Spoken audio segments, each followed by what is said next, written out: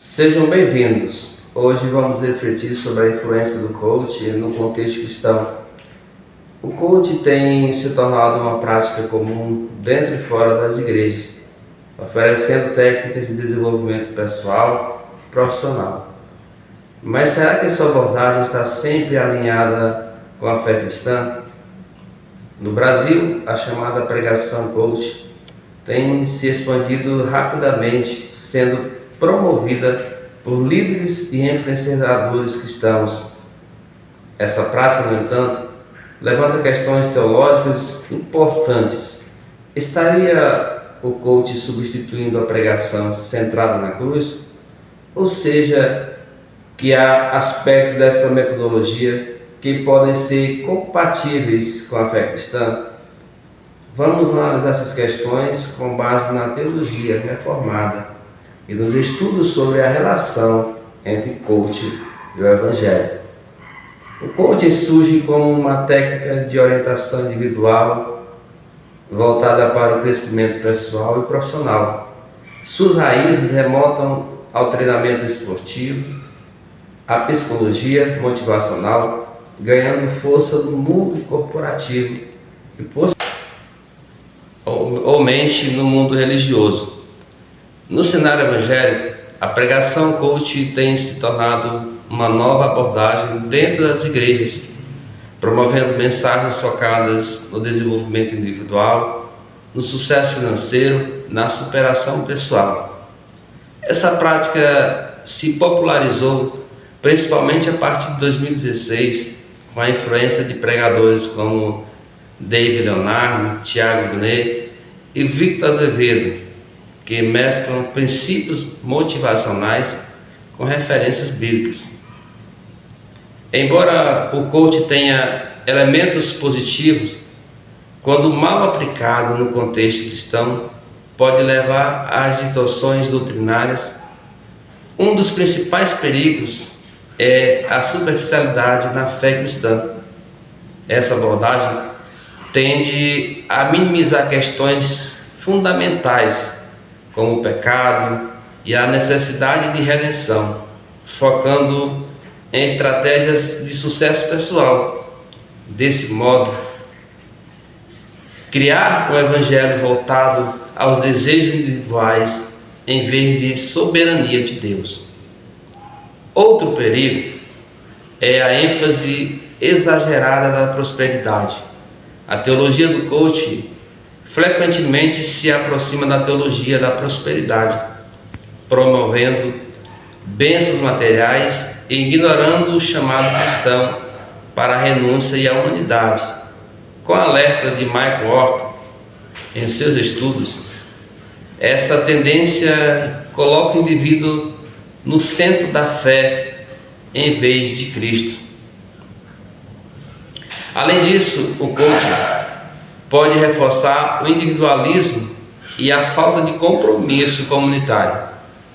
Ele incentiva o autodesenvolvimento e a busca de objetivos pessoais, o que pode levar a um afastamento da vivência cristã em comunidade.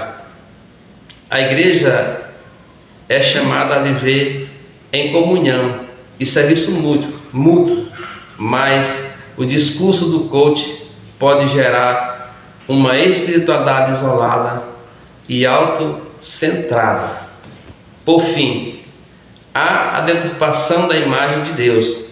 Alguns pregadores coach descrevem Deus como um facilitador do sucesso humano, reduzindo sua soberania ao mero instrumento para alcançar metas pessoais. Victor Azevedo, por exemplo, afirma que quando olho para Deus, não me sinto inferior a Ele, o que representa um afastamento da visão bíblica sobre a grandeza divina. Apesar das críticas, há aspectos do coaching que podem ser compatíveis com a fé cristã, desde que aplicados com discernimento bíblico. Um desses aspectos é a liderança servidora. O coaching enfatiza o desenvolvimento de líderes, algo que pode ser positivo quando alinhado ao modelo de liderança de Cristo. que veio para servir e não para ser servido. Está no livro de Marcos 10, versículo 45.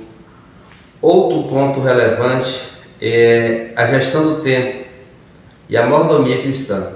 O coach ensina técnicas de organização e administração do tempo, o que pode ser útil para a vida cristã, desde que subordinado à vontade de Deus. Você tem encontrado no livro de Efésios 5, verso 16, a inteligência emocional e o autocontrole também são áreas de convergência que o autocontrole é um fruto do Espírito, Gálatas 5, 22 e 23. E algumas abordagens do coaching podem auxiliar o domínio das emoções, desde que não substituam a transformação operada pelo Espírito Santo. A busca pelo conhecimento e o aperfeiçoamento podem ser positivas, se guiada pelos princípios bíblicos e pela sabedoria de Deus. Provérbios 4, verso 7. Além disso, a valorização da vida comunitária é um elemento do coaching que reforça a importância da comunhão cristã, fortalecendo a cooperação entre os irmãos.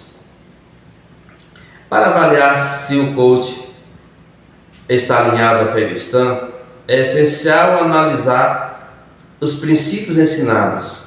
O coach enfatiza a glória de Deus ou a autossuficiência humana? Seu ensino está de acordo com o Evangelho de Cristo?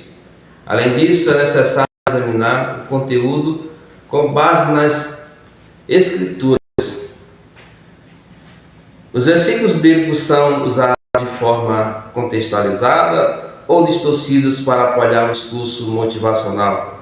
Observar os frutos do ensino também é fundamental. A mensagem gera transformação espiritual genuína ou apenas estimula ambições materiais e emocionais. Diante do crescimento da pregação coach nas igrejas, é essencial que cristãos tenham discernimento para avaliar seus ensinos à luz das Escrituras. Embora algumas técnicas possam ser úteis, elas nunca devem substituir a centralidade da cruz e a dependência de Deus. Lembre-se dessas palavras de Mateus capítulo 6, verso 33, que diz: buscai primeiro o reino de Deus e a sua justiça, e todas essas coisas vos serão acrescentadas. Nosso foco deve ser sempre a glória de Deus e não o sucesso pessoal. Agradeço a sua atenção. Se esta reflexão foi útil para você, compartilhe com outras pessoas e continue buscando um entendimento bíblico sólido sobre a sua fé. Que Deus os abençoe.